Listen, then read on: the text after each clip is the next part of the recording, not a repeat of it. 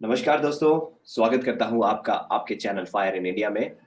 दोस्तों, आज मैं रिव्यू करने वाला हूं अपने वर्चुअल हाउस के इन्वेस्टमेंट को। तो अगर आपने मेरा पिछला वीडियो नहीं देखा है वर्चुअल हाउस के ऊपर, ये लिंक कार्ड में दिख जाएगा आपको। वो वीडियो पहले देखिए, उसके बाद इसको देखिएगा, तभी आपको समझ में आएगा कि क्या है वर्चुअल हाउस और मैं क्या रिव्यू कर रहा हूँ। तो क्विकली आपको रिमाइंड करा दूं, वर्चुअल हाउस वो चीज़ है जो मैंने अपना फिजिकल हाउस बेच के अपना पैसा इन्वेस्ट किया, तो उससे मुझे क्या इनकम हुई। स्पेशली मैं शेयर मार्केट वाले पार्ट की बात करूंगा। तो आज मैं रिव्यू करने वाला हूँ क्योंकि 1 महीना हो गया है उसको। तो मुझे लगता है शायद ये सही टाइम है पहला रिव्यू करने के लिए। तो आइए आपको ले चलता हूँ अपनी गूगल शीट में जो मैंने पब्लिक करी हुई है। तो अगर आपने मेरा पिछला वीडियो देखा है तो वो लिंक आपके पास होगा, और अगर आप उसे वॉच कर रहे हैं तो आपको पता होगा कि कैसी प्रोग्रेस है। लेकिन आज मैं रिव्यू करने वाला हूँ उसको आपके साथ। तो आइए शेयर करता हूँ उसे। तो आपको पता होगा, मेरे वर्चुअल हाउस में मैंने दो वर्चुअल हाउसेस लिए थे। एक था बीपीसीएल और दूसरा सन फार्मा। ठीक है, तो पहले बीपीसीएल को रिव्यू कर लेते हैं क्योंकि इसमें मेरी पोजीशन क्लोज हो चुकी है, यानी मैं बीपीसीएल को बेच चुका हूँ। तो हुआ क्या, 19 फरवरी 2021, पिछले महीने, आज है 18 मार्च, तो ऑलमोस्ट 1 महीने पहले मैंने बीपीसीएल बीपीसीएल खरीदा था 432 रुपीज 41 पैसा, और एक लॉट के बराबर। तो जो ऑप्शन ट्रेडिंग में इसका एक लॉट होता है 1800, उतना इन्वेस्ट मैंने किया था। तो आप यहाँ अमाउंट देख सकते हैं, 7,78,000 रुपीज। और जब मैंने ये खरीदा था उसके बाद मैंने ऑप्शन ट्रेडिंग करी, और साथ में मैंने करा trading zero loss intraday strategy के हिसाब से जो महेश सर ने हमें बताई थी। तो यहाँ पे आप देख सकते हैं ऑप्शन कॉल्स। तो वेरियस ऑप्शन कॉल जो मैंने सीई में राइट किए, यानी कि कॉल ऑप्शंस राइट किए थे, उनमें क्या क्या प्रॉफिट हुआ ओवरऑल। क्योंकि मुझे पहला ही जल्दी बंद करना पड़ा, शायद मैंने उसके लिए सही स्ट्राइक प्राइस नहीं चूज किया था, इसलिए मैंने वहां पे क्लोज करके नई पोजीशन बना ली थी। क्योंकि बीपीसीएल बहुत जल्दी 432 से उठकर 450 के रेंज में आ गया था, तो मुझे लगा कहीं 460 से ऊपर जा सकता है, इसलिए मैंने वो पोजीशन क्लोज करके नई पोजीशन बना ली थी 500, क्योंकि मैं और आगे ले जाना चाहता था बीपीसीएल को, और तब बेचना चाहता था। तो सारी पोजीशन आप यहाँ देख सकते हैं। ये जो येलो में है वो अभी ओपन पोजीशन है, तो मार्च एंड की एक्सपायरी की ये पोजीशंस है। तो अगर जब मार्च एंड होगा, एक्सपायरी हो जाती है, तो मुझे इतना प्रीमियम मिलेगा। इसका भी आप वॉच कर सकते हैं, जब एक्सपायरी होगी नेक्स्ट वीक 25 मार्च को, उस दिन क्या एग्जैक्टली होता है। क्योंकि अभी जो बीपीसीएल का करंट प्राइस चल रहा है वो है लगभग 426 रुपीज। तो ये वाली जो पुट में पोजीशन है 430 पे है, ये मैंने इसलिए ली है, और मैंने नोट में भी यहाँ लिख दिया था ताकि जो लोग मेरी शीट को वॉच कर रहे हैं उन्हें पता चल जाए मैंने ये पोजीशन क्यों ली।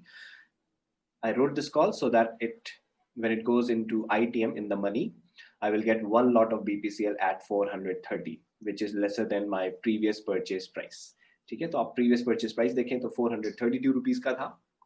तो अगर वो उससे 430 पे क्लोज होता है 25 मार्च को, या उससे नीचे, तो मैं 430 पे बाय कर पाऊंगा इस पोजीशन की वजह से। हो सकता है मैं इस पोजीशन को किसी और तरीके से क्लोज कर दूं, या फिर मैं बाय कर लूं बीपीसीएल। ये आप 25 मार्च को देख सकेंगे। तो साथ में और मैंने क्या किया था बीपीसीएल में, जब मेरे पास वो स्टॉक्स थे मेरी होल्डिंग में, इंट्राडे में कर रहा था ऑलमोस्ट रोज।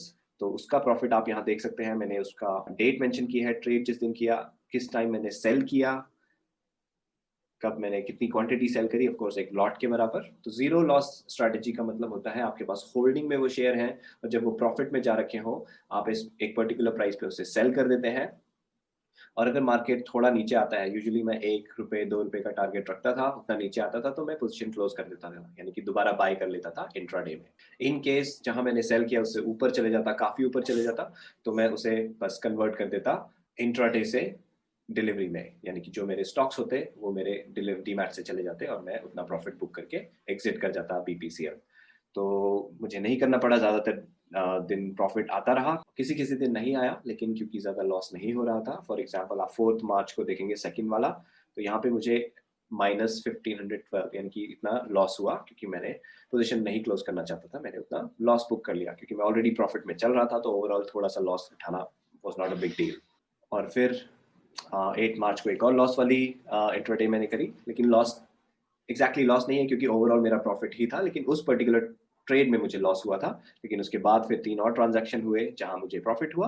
तो 15 मार्च को जब मैंने 147 पे सेल किया बीपीसीएल को, वो उस प्राइस से नीचे ही नहीं आया। और मुझे लगा, क्योंकि लगातार बीपीसीएल गिर भी रहा था, तो उस दिन मैंने सोचा नहीं, अब मैं ये पोजीशन को एग्जिट कर लेता हूं, और मैंने उसे कन्वर्ट कर दिया इंट्राडे एमआईएस से सीएनसी, कैश एंड कैरी, यानी कि डिलीवरी मोड में, और मैंने एग्जिट कर दिया बीपीसीएल। तो उससे इंट्राडे में मेरे को प्रॉफिट हुआ ओवरऑल 21,000 रुपीज, और सारा प्रॉफिट मिला के डिविडेंड कोई नहीं आया इसमें बीपीसीएल में, क्योंकि मैंने जब शेयर खरीदा था उससे जस्ट कुछ एक 2-3 दिन पहले डिविडेंड एक्स डिविडेंड डेट निकल गई थी, तो मुझे डिविडेंड नहीं मिला। इंट्राडे में मैंने 21,000 कमाए। ऑप्शन ट्रेडिंग में जब सारे ये क्लोज हो जाएंगे, अगर without any loss, if I am able to close them, मेरा होगा 1440। तो ओवरऑल प्रॉफिट 62,000 रुपीज रहेगा, which is 8% of my investment. तो एक महीने में 8% मुझे रिटर्न आए ओवरऑल इन्वेस्टमेंट पे। ठीक है दोस्तों, तो बीपीसीएल का वर्चुअल हाउस अच्छा गया। अब देखते हैं सन फार्मा में क्या हुआ, जो मेरा दूसरा वर्चुअल हाउस था। तो सन फार्मा को मैंने खरीदा था 5 फेब 642 रुपीज पे, और इसका एक लॉट है 1400 का। तो मैंने टोटल इन्वेस्ट किया लगभग 9 लाख रुपीज। इसको अभी सेल नहीं किया, ये करंटली मेरी होल्डिंग में है, और इसमें मैंने ऑप्शंस सेल करके इतना प्रीमियम अभी तक कमाया है। और इसमें एक पोजीशन ओपन है जो कि है मार्च एक्सपायरी की कॉल 700 स्ट्राइक प्राइस पे, और अभी करंटली प्राइस चल रहा है 574 के आसपास। तो ये 700 की ऑफ कोर्स एक हफ्ते में मैं उम्मीद नहीं करता कि इतना ऊपर चला जाएगा सन फार्मा। चला भी गया तो मेरा प्रॉफिट ही होने वाला है, नहीं गया तो मेरा ये जो प्रीमियम है वो तो प्रॉफिट हो ही चुका है। ठीक है, तो ओवरऑल क्योंकि इस सन फार्मा में मेरे पास आया डिविडेंड 7,122 आफ्टर टीडीएस। इंट्राडे मैंने इसमें नहीं किया, क्योंकि ये जब प्रॉफिट की पोजीशन में था तब तक मैं इंट्राडे स्टार्ट नहीं किया था, लेकिन उसके बाद ये फिर लॉस की पोजीशन में आ गया, यानी कि अपने बाय प्राइस से नीचे आ गया। उस केस में मैं इंट्राडे नहीं करता हूँ, क्योंकि अगर मुझे पोजीशन एग्जिट करनी पड़ेगी तो मुझे लॉस में करनी पड़ती, इसलिए मैंने इंट्राडे नहीं किया इसमें। मैं वेट कर रहा था कि कब ये प्रॉफिट पोजीशन में आए, और अभी भी वेट कर रहा हूँ, तब मैं इंट्राडे इसमें स्टार्ट करूँगा। तब तक ऑप्शन सेलिंग यूज करूँगा।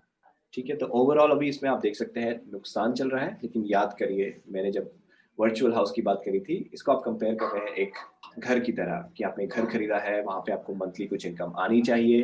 तो ये नोशनल लॉस है जो आप यहाँ पे देख रहे हैं। जो बुक्ड प्रॉफिट है, रियलाइज प्रॉफिट है, वो ऑलरेडी है 7,122, और ऑप्शन प्रीमियम से जो 28,000 रुपीज आए हैं वो। बाकी क्योंकि सन फार्मा नीचे चला गया है ऑलमोस्ट 9 to 10%, वो जो मुझे लॉस हुआ है वो नोशनल लॉस है। जब तक मैं उसे बुक नहीं करूंगा वो मेरा लॉस नहीं है। तो अभी भी मैं इस स्ट्रेटजी को रीड ही कर रहा हूँ, स्टडी कर रहा हूँ। तो मैं अभी भी रेकमेंड नहीं करूंगा कि आप इसे स्टार्ट करें, आप इसे वॉच करते रहें। अभी अच्छा लग रहा है, बीपीसीएल के रिजल्ट्स अच्छे आए, सन फार्मा के ठीक ठाक हैं, अभी नेगेटिव में चल रहे हैं। तो अगर मैं बात करूँ इसकी, जो मैंने आपको पिछले वीडियो में दिखाया था इन्वेस्टमेंट, मैंने अब यहाँ पे 2 सेक्शन बना दिए हैं। हाइपोथेटिकल रिटर्न्स, तो किस तरह मैंने एफडी में कितना इन्वेस्ट किया, कितना government of India 7.15% floating interest rate bond में इन्वेस्ट किया, उसके क्या पोटेंशियल रिटर्न्स होंगे। वर्चुअल हाउस में क्या पोटेंशियल रिटर्न होते जब मैं 20 लाख इन्वेस्ट करता। ठीक है, ये था hypothetical return which was coming out to be around 31,000 after TDS of 20%.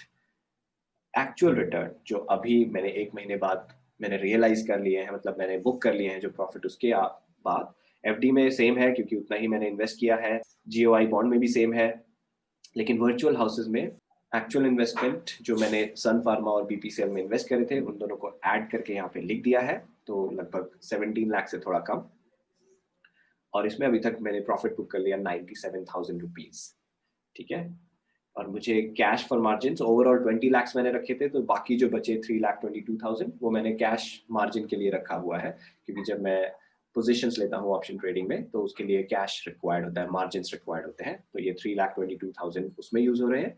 बाकी का 4 लाख अभी मेरा बैंक में ही पड़ा है, वो मुझे जीरोधा में ट्रांसफर नहीं करना पड़ा, तो उसमें सिंपल इंटरेस्ट के हिसाब से 3.5% एनुअल रेट के हिसाब से इंटरेस्ट आएगा, तो वो होगा लगभग 1,167 मंथली।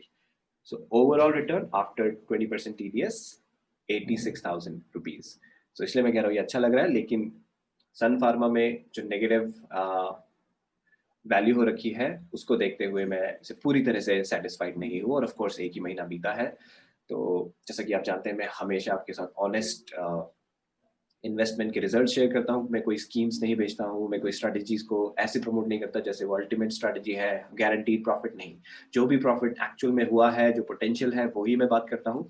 तो उसी के लिए मैंने आज ये रिव्यू करा, ताकि जो लोग मेरी शीट को वॉच कर रहे हैं, इस स्ट्रैटेजी के बारे में और जानना चाहते हैं, उनको एक आइडिया हो जाए कि क्या है। और कोई अगर स्टार्ट करने की सोच रहा है, कई सारे मेरे पास कमेंट्स आए कि सर ऐसे करूँ तो आईटीसी में स्टार्ट करूँ, उसमें स्टार्ट करूँ। तो मैंने आंसर दे दिए उनके, लेकिन मैं अभी भी रेकमेंड करूंगा कि आप इसे स्टार्ट ना करें अगर आप इतना बड़ा रिस्क नहीं लेना चाहते जो मैंने लिया है। क्योंकि सबसे पहले मेंटालिटी जब तक आप नहीं सेट करेंगे कि ये एक वर्चुअल हाउस है, यानी कि आपने एक घर खरीदा, किसी कारणवश उसकी मार्केट वैल्यू अभी डाउन है, लेकिन जब तक आप उस घर को बेचते नहीं, आपकी market value doesn't really make sense, क्योंकि आप फिर भी उससे किराया कमा सकते हैं अलग अलग तरीके से। तो ये मेंटालिटी पहले सेट हो जाए आपकी, उसके बाद ही इसमें इन्वेस्टमेंट स्टार्ट करनी है। तो मैं कंटिन्यू करता रहूंगा इसके रिजल्ट्स आपके साथ शेयर करना। तो वॉच करते रहिए मेरा चैनल, और ये वाली गूगल शीट इस वीडियो के डिस्क्रिप्शन में भी मैं वाली गूगल शीट ऐड कर दूंगा। तो अगर आप पहली बार देख रहे हैं तो आप उस गूगल शीट को फेवरेट में डाल दीजिएगा अगर आपको ये पसंद आ रही है स्ट्रैटेजी। बाकी दोस्तों, आपसे फिर से मिलूंगा जल्दी ही एक और वीडियो के साथ। तब तक के लिए नमस्कार।